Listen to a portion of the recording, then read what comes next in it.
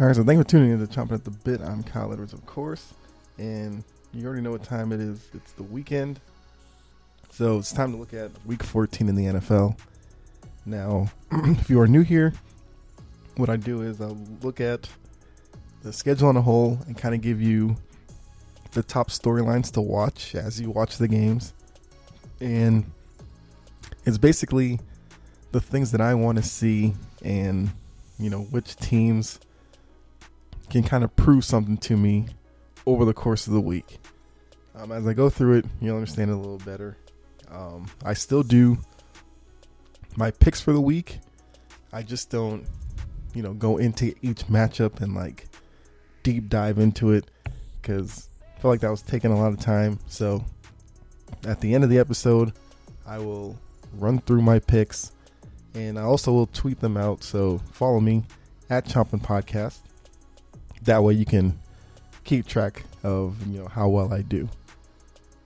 And then midweek, we'll come back and we will, take a look back on what happened in week 14 and kind of analyze the biggest storylines out of the week and see which picks I got right. So that's the normal, order of business now when looking at the weeks in the NFL. And also let you know when I do the picks, I do them based off of the spread. So, the point value that's assigned to both teams, I pick which team is going to cover that number. And that's how I've been doing it. So just get all that out of the way. Let's go ahead and deep dive into the football week. So we already know the week started on Thursday. And I gotta say, it was a good game to kick off the week. But now we're going to look at Sunday and Monday games.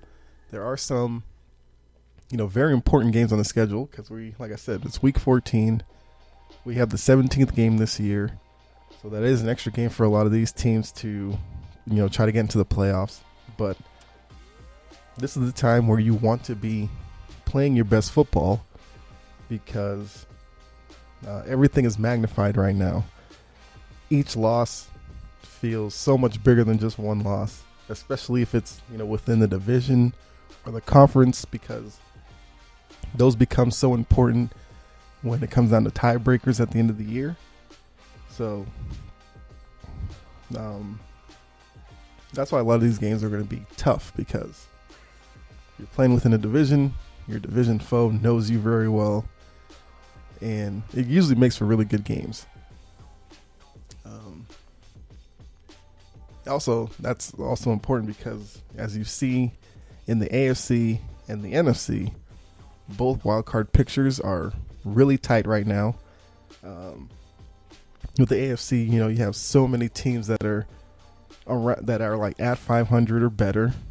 NFC, it's a lot of teams below 500, but all it's going to take in that group is, one team to win maybe 2 games in a row to distance themselves from the rest of the group. So if you... Okay, so rewind real quick. So as a Patriots fan, Bill Belichick is a big proponent of, football starting basically after Thanksgiving. So basically December is the most important month. And, it is all coming to fruition right now. So go ahead, look at these matchups. And the first, question I have is with the Baltimore-Cleveland matchup. So 2 teams trying to make the playoffs. Baltimore's been a team that's been seen as a top AFC team most of the year. But I think the past couple of weeks, people have really dialed back on that. And I completely agree. And I've said on here before, until, Lamar Jackson proves that he can, I don't need him to be, Aaron Rodgers or Tom Brady throwing the ball, but I think he needs to be more of a threat throwing the ball for Baltimore to be a legitimate Super Bowl team. So for them, this is a game where if they can win this, they can move up into a tie with the Patriots, who are on a bye this week.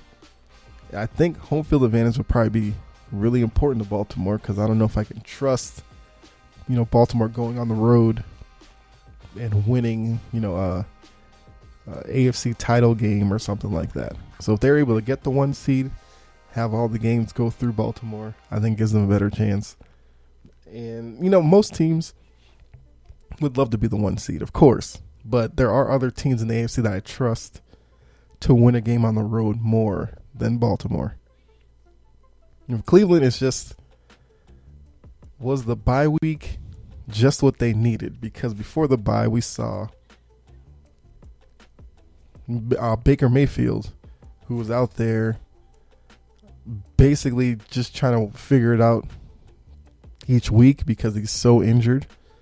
Now, I'm assuming the bye week didn't, cure all of his injuries, of course, but hopefully the bye week was enough that he is able to perform a little bit better than he was before the bye.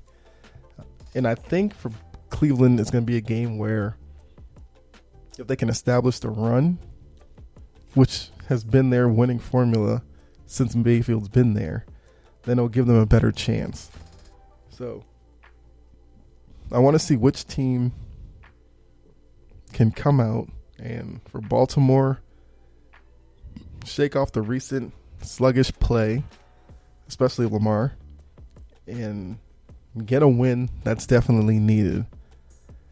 And for Cleveland, they're at the point where they can't really keep dropping many games because I think in the AFC, you might need 10 wins to get in. I don't know if 9 will be enough. So if Cleveland were to lose this game, they'd have to win out in order to get in. And I think that's going to be a tough ask for them based on the rest of their schedule. So definitely an interesting matchup and a really big matchup in the grand scheme of the AFC playoff picture. All right, so now second storyline is, I guess, with the Raiders.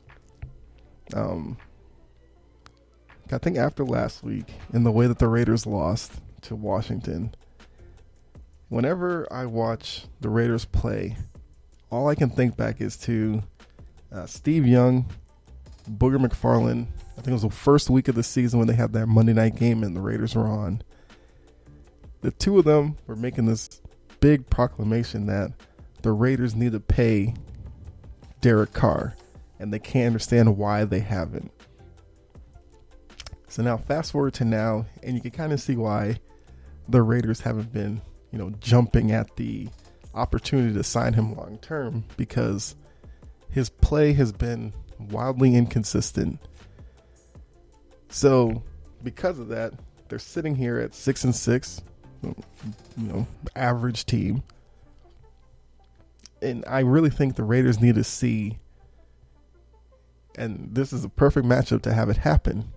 In a big spot, can Carr play well and get the team a win that it desperately needs?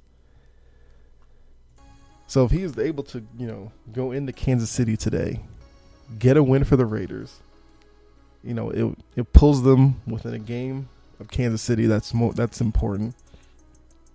It would most likely get them into a playoff spot at the end of the day. Very important. And I think it will give Raiders management something to hold on to if they're on the fence about offering him a deal. Now, obviously, this one game wouldn't change, I guess, my mind or any of those who doubt whether Carr's worth the money, but I think it will go a long way into, make us think a little bit more about it. Because right now, if you ask me, I'd say no right away. Now, if the Raiders want to bring him back on a, team-friendly type deal, I understand. But the way Young and McFarland were posing it, it was like Carr deserves, top quarterback money. I think it was just the first week. I understand where they're coming from, especially for Steve Young as a former quarterback. I'm sure he'd love to see another fellow quarterback get their money. But I just think this stretch of games here is very important for not only the Raiders' playoff prospects, but for Carr's future out in Vegas. And for Kansas City, you know, on the other side of the matchup, can they, I guess, continue to play well enough to get these wins that they've been getting recently?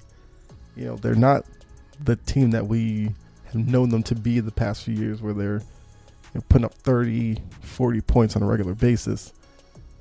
As we've seen in this little winning streak that they've had, they're doing just enough to get these wins. And, you know, that's basically the name of the game at this point. It might become more of a problem in the playoffs when you're facing better competition. But for right now in the regular season, that's all you really need to do. There's no style points or anything like that. You outscore your opponent, whether it's by 1 or 30, it still counts as one win. Well, also for Kansas City, it's a chance for them to get to 9-4, tie the Patriots. And if that were to happen, it would be interesting to see that the two teams at the top of the AFC would be teams that got out to really slow starts. And both of them were pretty much left for dead, like week 5 or 6. You know, when the Patriots were 2-4. I think Kansas City was about 2-4 as well. So, you know, they really turned their season around. I would like to see them establish more of a run game. But that's definitely a big matchup to watch this weekend. Let's see. All right, so the next storyline, I think the NFC playoff picture. Talked about this last week. And right now, going into today, the football team, 49ers, have the last 2 wild card spots. They're both 6-6. And I'm already counting the Rams as being in with the 5 spot. They're 8-4, so unless they completely collapse, they're pretty safe, you know, to be in the playoffs. And the NFC playoff picture gives you the best look at how weak the NFC is this year. You have 5 teams that are above 500 in the whole conference. That's it. And then everybody else is either 500 or below 500. And the 2 teams at 500 are your 2 wild card teams. Everybody else is below. So once again, this is going to be a day where we're going to see some shuffling in this group. You know, we have games like Falcons, Panthers, both teams 5-7. You can basically look at the loser of that game being eliminated, because it'd be 5-8. I mean, depending on what happens above them, they wouldn't be totally eliminated. But let's say Washington, San Francisco get a win. They're at 7-6. You're sitting there at 5-8. I don't know if there's enough games to make up that ground. So that's intriguing there. You have, well, speaking of the Niners in the 7th spot, they have a tough game against the Bengals, who are also fighting for a playoff spot of their own. And I'm interested to see with, you know, the Bengals, if they're able to go. I think that game is in San Francisco. No, it's in Cincinnati. So for the 49ers, you know, in a game that I'm sure they would really like to get, especially after losing last week. Didn't they lose to the Seahawks last week? Yeah. So this is an opportunity for them to go on a road. It's going to be a tough game against the Cincinnati team that is, you know, trying to make a playoff spot, trying to shake off the loss to the Chargers last week. So 2 teams coming in off a loss, really need this game, and the winner of that matchup will definitely have a leg up in their respective conference for a playoff spot. We'll get to see, if this Bengals team is mature enough to, play well at home against a worthy opponent, get a big win. I think it'll do a lot for that team's mentality because they have a good group of young players on the team. So this is uncharted territory for them. If they're able to, get through it, make the playoffs, I think it'll do big things for them next year as they'll be more confident in their play. And who knows, it may set them off on a little 3-5 year window here where they're constantly in the hunt for playoffs. And crazier things have happened. Burrow and Chase could become the next dynamic duo. And who knows, maybe there's a deep playoff run in the Bengals' future, which is something that organization hasn't seen in a while. So, there's a lot of pressure on Cincinnati, with the fan base being so enthused by how they played so far. I mean, there's got to be pressure there to, finish the job and make the playoffs. San Francisco, they started off so slow because they were decimated by injuries. And now, thanks to the NFC being so weak, they're in a position to where, they can turn all that around. And there is talent on that team as well. And they're one of those teams that if they do get in, I think I said this before, they could give a top seed some problems, opening weekend of the playoffs. Of course, they got to get in first. We have the Eagles are on a bye, so they can't really do anything to help themselves this week. But depending on what happens in front of them, Washington and San Francisco both lose. They could end the day in a tie with those teams for a wild card spot. So they're going to be watching those games pretty closely. And then you have the teams that are kind of barely holding on to spots. And I'm looking at your Seahawks that are 4-8, Bears 4-8, your Giants that are 4-8. And the Bears the Seahawks play a Texans team. That's the game they have to win. We saw Russell Wilson look a little bit more like himself last week. And this is another game where they should go out, to dominate the Texans because the Texans are making a change at quarterback. They're no longer going with Tyrod Taylor, which I guess I understand because they drafted Davis Mills. He played a little bit. I think he played, 6 games this year? Didn't win any, but at this point, you might as well see if he's part of your future or if you need to go back into the draft and get another quarterback. Because clearly, the Texans aren't going anywhere this year. I mean, they weren't going anywhere anyway, but even more so now. The Giants, who are they playing? Giants have the game against the Chargers. That's a tough game for them.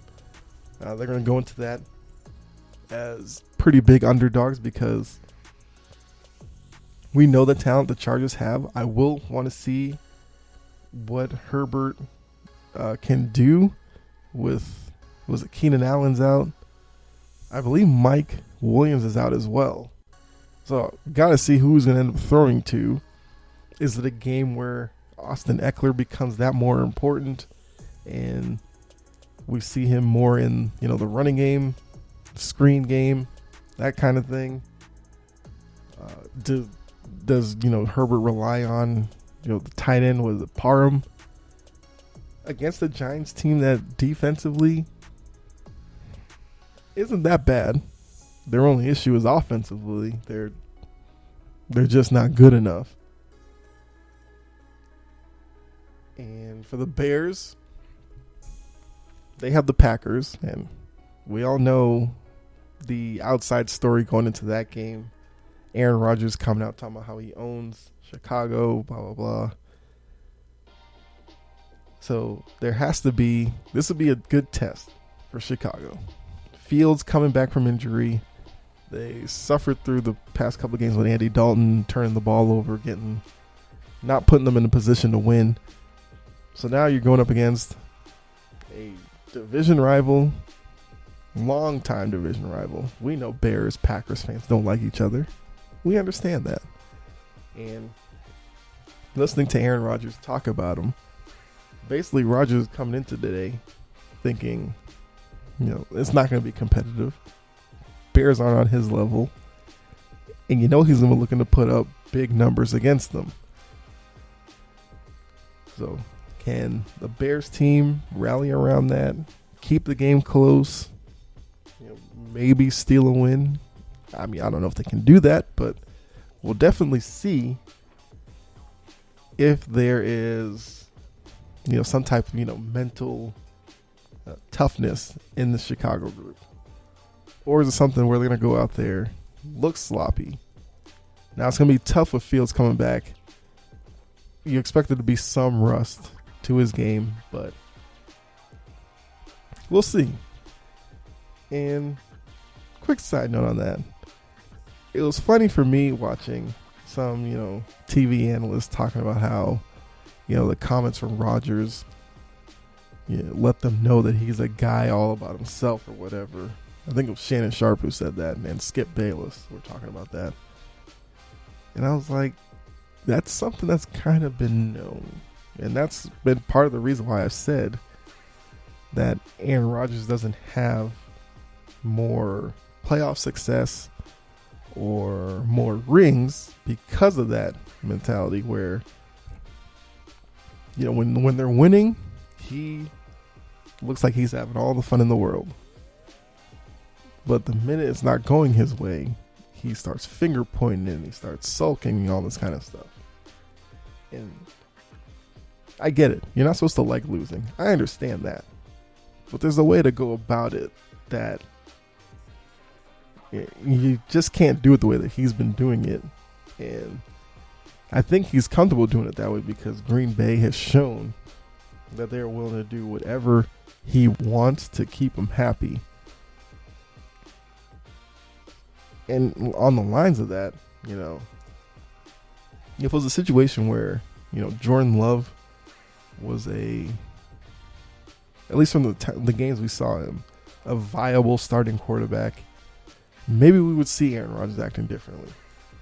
But with Rodgers out, seeing how Jordan Love completely stunk up the place, I think it just boosted Rodgers' ego even more. Because we've seen this story. I mean, they're 9-3. They're the 2 seed. They're going to go into the playoffs riding high. Analysts will say this is the year that they go to the Super Bowl and Rodgers gets the second ring, blah, blah, blah. And I can guarantee you they'll probably lose some game in the playoffs that will shock most people. And it'll turn into an offseason of the soap opera around Aaron Rodgers. Is he going to stay? Is he going to leave? What's the team supposed to do? Blah, blah, blah. To be honest with you, I was tired of it when Brett Favre did it at the end of his time in Green Bay. Even more tired of it with Aaron Rodgers because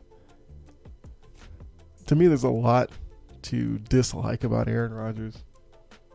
There's just something about him that makes it easy for me to, really get on him. But if he's able to win a ring this year, great. I will give him all the credit. But I feel like we're headed down the road kind of like last year, where people will pick them as the favorites and they'll bow out. And then it becomes him blaming everybody under the sun. So I guess that's probably another storyline within that Bears-Packers storyline.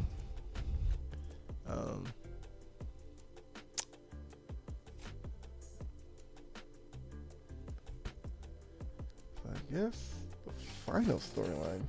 We'll take a look at the AFC picture real quick. And the Colts are on a bye this week. Okay. So they're the team right outside the playoff picture. But like I said, Bengals, we already talked about playing the Niners. So your wildcard teams, Chargers, Bengals, Bills. The Bills have... Who do they play? Okay. The Bills play the Bucks this week. For a Bills team that has been slumping as well, they're coming off that tough Monday night loss where you could see it really annoyed a lot of players on the team the way that they lost the game, because New England threw the ball 3 times, was able to get the win. Then after the game, we saw that with the reporter and was it Josh Poyer, Micah Hyde getting annoyed by the question about being embarrassed and all that, whatever. So today, going up against a Buccaneers team that's coming in, with their own aspirations of a 1 seed in the NFC. How is Buffalo going to look? Now, lucky for them, the Bucs play really good run defense. The Bills don't run the ball, so that's not too big of an issue. But in a game that Buffalo needs to have, what can we expect from Josh Allen? And for them to pull off this win, they are going to need... they're going to need like an MVP type level Josh Allen. They're going to need a big game out of Steph Diggs or Cole Beasley. Probably both of them, because we know the Bucs can put up points, at least when they're going right. You can pencil them in for around 30. So can Buffalo's defense do something to stop that? I think they're going to have to take away something. They can't allow, Brady in that offense to hand the ball off to Leonard Fournette, get, like 6-7 yards a pop. And then, they can't completely sell out on the run and get caught in the play action game, allowing Rob Gronkowski to run down the seam. So they're going to have to go into this game with the ability to, put pressure on Brady with their front 4 and get out into coverage. I think they're going to have to keep the game close. If they get down early, I think Buffalo's going to be in serious trouble. So if they can keep the game close from most of the way, we've seen games where, Brady will, throw an interception or something. And if this is a game where they can turn over the Bucs a couple of times, they're going to need to take full advantage of it. They can't do like what they did Monday, where they had a couple of trips into the red zone and come away with nothing. They can't do that against this Bucs team.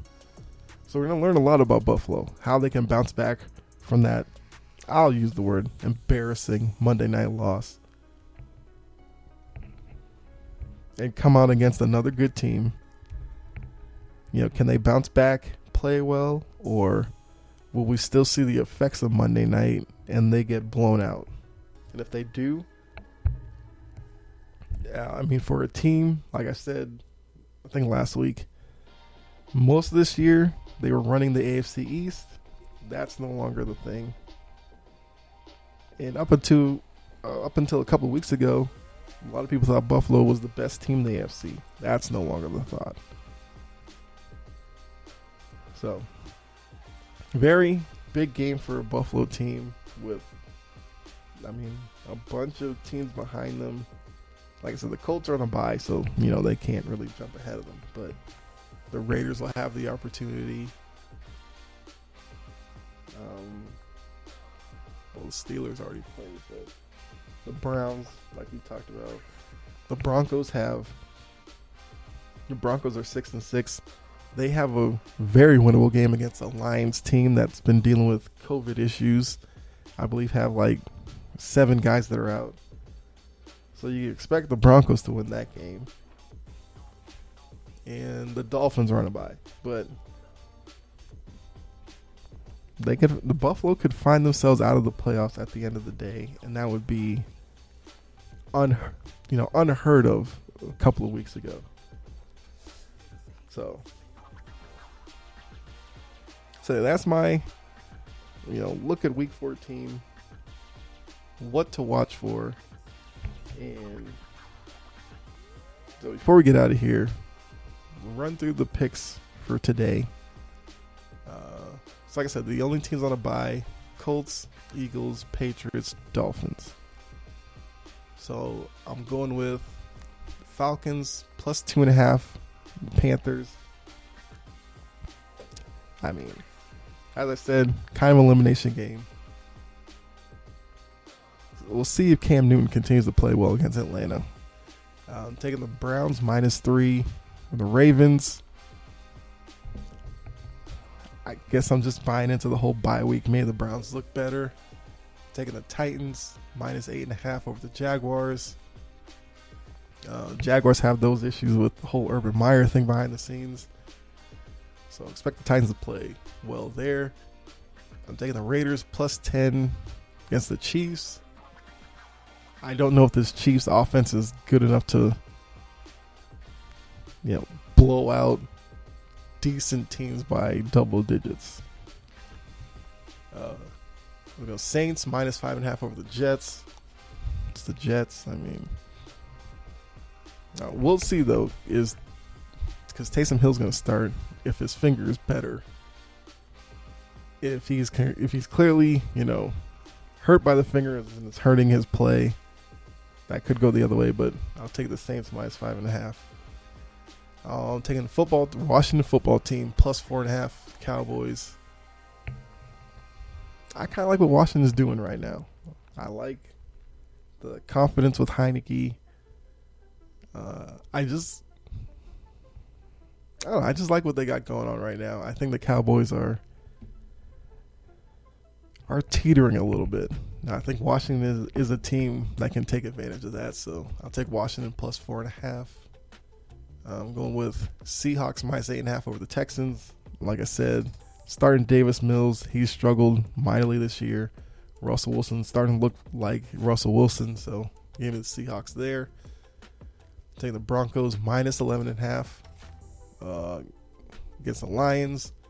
Like I said, Lions are missing a bunch of people. I mean, they got their one win, so we'll see how they come into this game. But I think the Broncos are clearly the better team, and this is one of those games where they should be able to flex their muscle. Give me the Chargers -9.5 for the Giants. I just think even without Keenan Allen, Mike Williams,